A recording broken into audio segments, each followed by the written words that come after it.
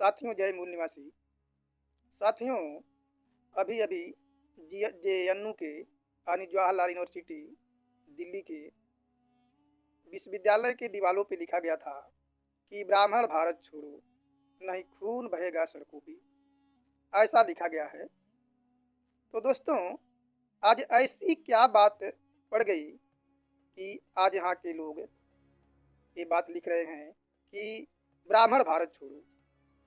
क्योंकि यदि ब्राह्मण भारत छोड़ो लिखा गया है तो इसके पीछे क्या क्या कारण है और क्यों लिखा गया है। तो यदि देखा जाए तो इसके पीछे खुद ब्राह्मण ही जिम्मेदार है।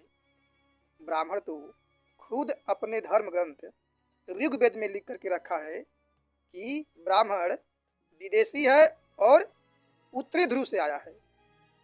उसके बाद पंडित जवाहरलाल नेहरू अपनी पुस्तक डिस्कवरी ऑफ इंडिया नामक पुस्तक में लिखते हैं कि ब्राह्मण विदेशी है। जब उनकी पुत्री इंदिरा गांधी विदेश में रह करके हॉस्टल में रह करके पढ़ाई कर रही थी तो पंडित जवाहरलाल नेहरू उनको लेटर लिखते थे और उस लेटर में लिखे हैं कि प्रिय प्रियदर्शनी। क्योंकि इंदिरा गांधी का बचपन का नाम प्रियदर्शनी था, इसलिए वो लिखते हैं कि प्रिय प्रियदर्शनी, तुमको मालूम होना चाहिए कि हम विदेशी हैं और हम भारत के ऊपर राज करने के लिए आए हैं। तीसरा, गंगाधर तिलक अपनी पुस्तक आर्कटिक होम इन वेदाज में लिखा है कि ब्राह्मण विदेशी है, वे लोग बाहर से आए हैं। और RSS के दूसरा सर संघ संचालक गुरु गोलवलकर ने लिखा है कि ब्राह्मण विदेशी हैं, वो अपने पुस्तक बंच ऑफ थॉट में लिखा गया है। केशव चंद्र सेन वो भी लिखे हैं कि हमें अंग्रेजों का विरोध नहीं करना चाहिए। अंग्रेज और ब्राह्मण यहाँ के आपस में भाई हैं और यहाँ पे राज करने के लिए आए हैं। वे लोग हमारे बिछड़े हुए भाई हैं, एक केशव चंद्र सेन भी कह चुके हैं। और महात्मा गांधी दक्षिण अफ्रीका जाते हैं और वहाँ के लोगों से कहते हैं कि हम दोनों एक ही डाली के दो फूल हैं, यानी भारत के सवर्ण और यहाँ के अफ्रीका के लोग, हम लोग आपस में भाई हैं, हमारा खून एक ही है। तो वहीं पंडित अटल बिहारी वाजपेयी ईरान जाते हैं तो ईरान में वहाँ के पत्रकार पूछे कि आपको यहाँ आकर के कैसा महसूस हो रहा है। तो उन्होंने बताया कि हमें यहाँ आकर के अपने पितरों के देश में आकर के अच्छा महसूस हो रहा है। तो पत्रकार चौंक गए और पुनः पूछे तो अटल बिहारी वाजपेयी ने कहा कि हाँ, हमारे पूर्वज यहाँ के मूल निवासी हैं और भारत के ऊपर राज करने के लिए गए हैं। तो पत्रकार ने पूछा, और वहाँ के मूल निवासी यदि जान गए तब, आंदोलन कर दिए तब? तो अटल बिहारी वाजपेयी ने कहा कि नहीं, वो ऐसा नहीं कर सकते हैं। हमने उनको 6,000 से ऊपर की जातियों में बांट दिया है, जो बगैर हमारे पूछे अपने बेटे और बेटी का नाम नहीं रख सकते हैं, जो बगैर हमारे पूछे अपना नया घर बनवा नहीं सकते हैं, नए घर में प्रवेश नहीं कर सकते हैं, तो आंदोलन क्या करेंगे, खाक। ये अटल बिहारी वाजपेयी का कहना है।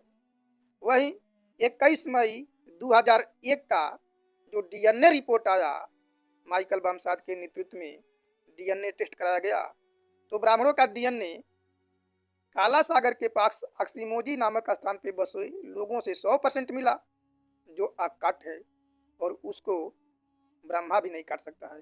ब्राह्मणों के बाप ब्रह्मा भी नहीं काट सकता है। तो दोस्तों, यदि ब्राह्मण कहे थे जब हमारे देश में अंग्रेज थे तो ब्राह्मण कहे थे अंग्रेज देश छोड़ो। यहाँ के मूल निवासियों को ये लोग बहकाए कि हमारे देश का विकास इसलिए नहीं हो रहा है कि हमारा देश गुलाम है अंग्रेजों का।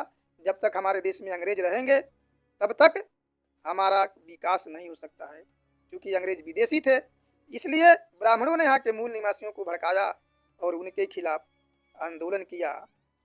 तो आज मूल निवासी बहुजन समाज के लोगों को भी मालूम हो गया है कि केवल हमारे देश में अंग्रेज ही नहीं विदेशी थे। आज तो DNA रिपोर्ट ये सिद्ध कर दिया है कि ब्राह्मण भी विदेशी है।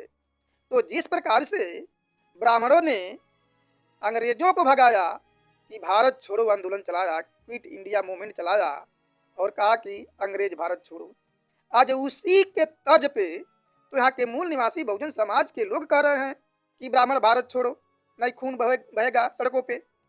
तो ये तो तुम ही लोगों का किया हुआ है, तुम ही लोग खुद अपना प्रमाण दिए कि हम विदेशी हैं।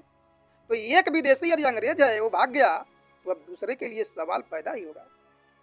लेकिन बाबा साहब डॉक्टर बी आर अम्बेडकर धन्य हैं कि इन्होंने जब संविधान लिखा तो ब्राह्मणों को भी बराबर का हक दिया। ये संवैधानिक है, उनको भी वोट का अधिकार है, वो भी देते हैं। लेकिन अब रह गई बात, जब संविधान लिखा गया है सब मने बराबर, बराबर का कानून जब सबको लागू है, तो यदि ब्राह्मण देश के कार्यपालिका, न्यायपालिका, विधायिका, प्रचार मीडिया पे अनियंत्रित कब्जा करके रखा हुआ है, मूल निवासी बहुजन समाज के लोगों को भागीदारी नहीं दे रहा है। अभी प्रथम श्रेणी की नौकरी में और द्वितीय श्रेणी की नौकरी में ब्राह्मणों का भागीदारी 79.2% है, जबकि मूल निवासी बहुजन समाज के लोग 85% है।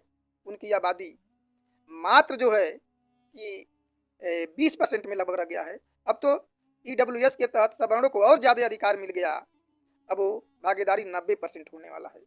तो पहले से ही 80% था, 10% और हो गया है, 90% हो गया है।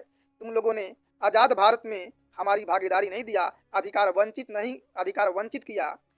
अधिकार वंचित का मतलब गुलाम है, यानी इससे सिद्ध होता है कि मूल निवासी बहुजन समाज के लोग आज भी गुलाम हैं।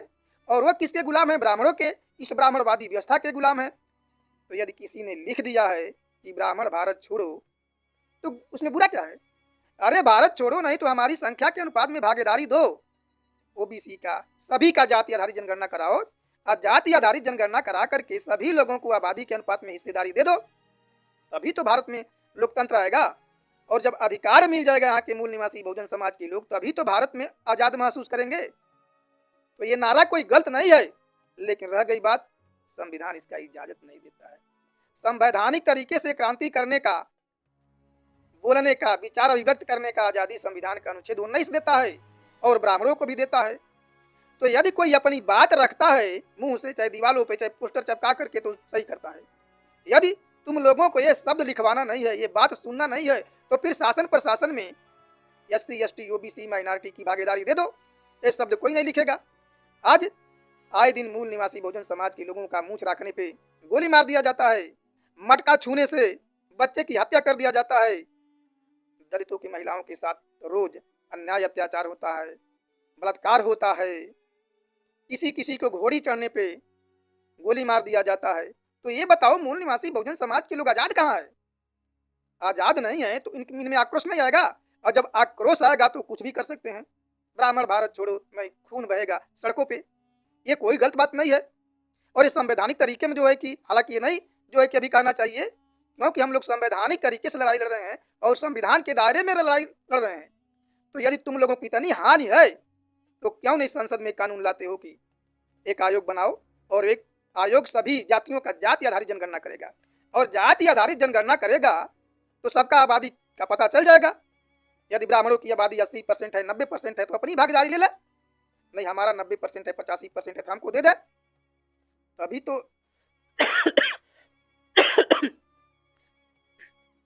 तभी तो हमारे देश में समता मूलक समाज की स्थापना होगा। और जब समता मूलक समाज की स्थापना होगा, तभी तो भारतीय संविधान का प्रियम्बल समता, स्वतंत्रता, बंधुत्व और न्याय पर आधारित समाज और राष्ट्र का निर्माण होगा।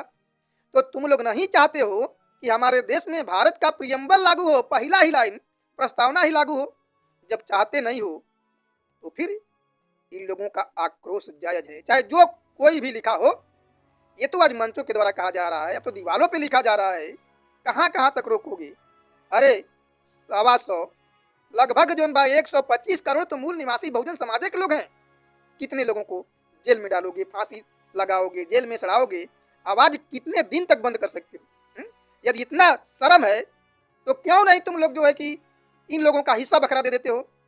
ये तो स्वामी विवेकानंद भी कहे थे कि जितना जल्दी हो सके शूद्रों का हक अधिकार दे दो, हिस्सा दे दो, नहीं ये एक दिन जागेंगे, और जब जागेंगे तो फूंक से तुम लोग उड़ जाओगे। तो अब तो आवाज़ जगह जगह से उठ रही है, जन जन से उठ रही है। क्या करेंगे? क्यों नहीं इस पर राष्ट्रीय स्तर का हमारे जो बड़े बड़े नेता हैं, जो पार्लियामेंट में हैं, एक क्यों नहीं एक जगह बैठ करके इस मामले को सुलझा देते हैं? संसद सबसे बड़ा देश का पंचायत है, उस सबसे बड़े पंचायत में इस समस्या का समाधान होना चाहिए।